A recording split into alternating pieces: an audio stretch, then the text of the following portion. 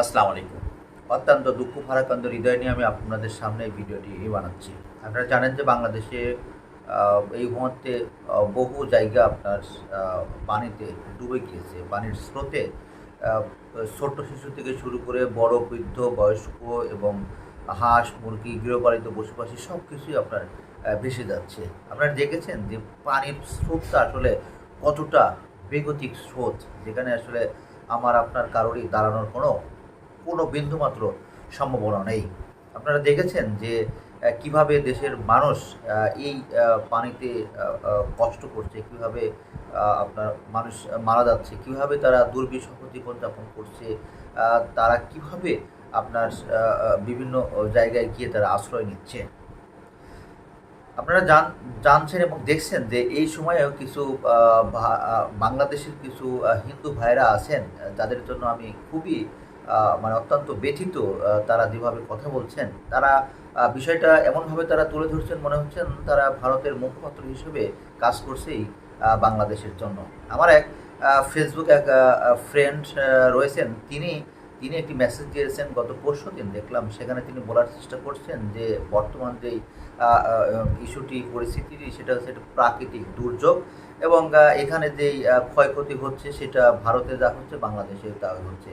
মানে ব্যাপারটা এরকম, তিনি ভারতের একজন মুখপাত্র হিসেবে খুবই নিষ্ঠার সাথে, ন্যায় নিষ্ঠার সাথে তিনি দায়িত্ব পালন করছে বাংলাদেশের মধ্যে বসে।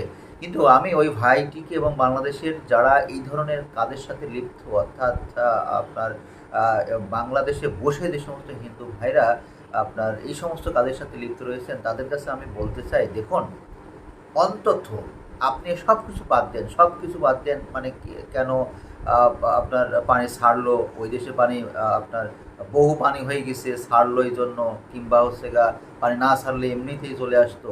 এই ধরনের সমস্ত কথা বাদ দিয়ে আমি এইটুকু আপনি বলেন তো দেখি, তারা যে পানিটা ছাড়ছে বাংলাদেশে, তারা আমাদের কি কোনো রকম সতর্ক করছে যে আমরা এই বাঁধটি এখন খুলে দিব, এই বাঁধটা আমরা খুলে দিব, দেন এই বাঁধের এই জায়গা দিয়ে, অথবা বাঁধটি খুলে দেওয়ার যে পূর্বাভাস আমাদেরকে দিবে, সেখান থেকে বাংলাদেশের মানুষ একটা আন্দাজ করবে, বাংলাদেশের মানুষ একটা জরিপ করবে এবং সেই জায়গা থেকেই বাংলাদেশের মানুষ অন্তত আপনার মানুষগুলোকে সরিয়ে নেবে, গৃহপালিত পশুগুলোকে সরিয়ে নেবে। এটা তো মানে খুব কষ্টসাধ্য কিংবা অনেক জটিলতার বিষয় ছিল না। নিশ্চিতভাবে এইটা তারা করতে পারত যে আপনার বাঁধ খুলে দেওয়া হবে, আপনারা হচ্ছে আপনাদের মতো আপনারা ব্যবস্থা গ্রহণ করুন।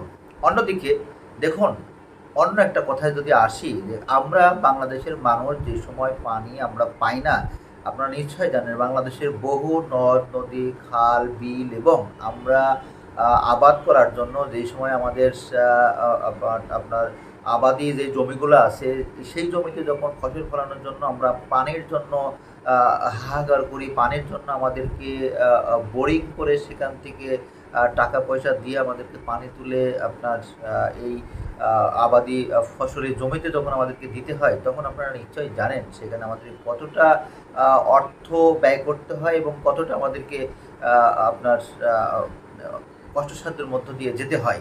অর্থাৎ সেই সময়টাতে যখন বাংলাদেশের একটি প্রয়োজনীয় সময়, সেই সময়টাতে কিন্তু ভারত আমাদেরকে পানি দেয় না। অন্যদিকে আপনারা নিশ্চয়ই জানেন বাংলাদেশের এই পানির যে ন্যায্য অধিকার আমাদের রয়েছে, সেই অধিকার নিয়ে কিন্তু দীর্ঘ সময় ধরে বাংলাদেশের মানুষ কথা বলে আসছে। আপনারা নিশ্চয়ই দেখেছেন, তারা আন্তর্জাতিক আইন লঙ্ঘন করে তারা তাদের মতো করে বাঁধ নির্মাণ করেছেন এবং তাদের যখন ইচ্ছে হয় তখন তারা আমাদের বাংলাদেশে পানি দিয়ে আমাদেরকে মারার চেষ্টা করেন। দেখুন, আমরা কিন্তু এই তাদের এই অভিনয়, তাদের এই সার্কাস কিন্তু আমরা প্রতিনিয়তই আমরা দেখে আসছি। তাদের প্রয়োজনের খাতিরেই তারা আমাদেরকে পানি ছাড়ে, তাদের প্রয়োজনের খাতিরেই তারা আমাদেরকে ডুবিয়ে মারার চেষ্টা করে। কিন্তু কথা আছে, লাখে আল্লাহ মারে কে, এটা তো নিশ্চিত। এখন দেখুন, কোন সময় বাংলাদেশে পানি তারা বাংলাদেশে পানি দিচ্ছে, অর্থাৎ আমাদেরকে ডুবিয়ে মারার একটা আপনার মানে বৃথা চেষ্টা তারা করছে। কোন সময়? যেই সময় যেই সরকারকে তারা গত ১৫ বছর ধরে টিকিয়ে রেখেছিল, যেই সময় তারা বাংলাদেশের অভ্যন্তরে তাদের দেশের বহু নানা উচ্চ পর্যায়ে তাদের কয়েক লাখ লোক নিয়োগ করা হয়েছে, তাদের আপনার নানা ধরনের স্থাপনা, পারমাণবিক বিদ্যুৎ কেন্দ্র থেকে শুরু করে বহু স্পর্শকাতর জায়গাতে যখন তারা আপনার হচ্ছে তারা তাদের মতো করে বাংলাদেশে কাজ করতে পেরেছে, তখন কিন্তু তারা দেখেন এই ধরনের পানি ছাড়া কিংবা এই ধরনের কোনো ঘটনা কিন্তু তারা ঘটায়নি। এখন যখন দেখছেন যে এই সরকারকে যখন এই দেশের ছাত্র জনতা মানুষ যখন তাকে পতন করলেন এবং এই সরকারকে যখন আপনার বাইরে যেতে বাধ্য করলেন এবং যখন এই ভারতের প্রধানমন্ত্রী নরেন্দ্র মোদী তিনি যখন বুঝতে পারলেন যে সত্যিকার অর্থেই যেই তাদের যেই মনোবাসনা আরও 100 বছর রেখে বাংলাদেশকে একটি আপনার ভারতের অঙ্গরাজ্য হিসেবে তৈরি করার যে পরিকল্পনা ছিল, সেখান থেকে যখন তারা ব্যর্থ হয়েছেন, ঠিক সেই সময় তারা আমাদেরকে এই পানি দিয়ে মারার বৃথা চেষ্টা করছেন।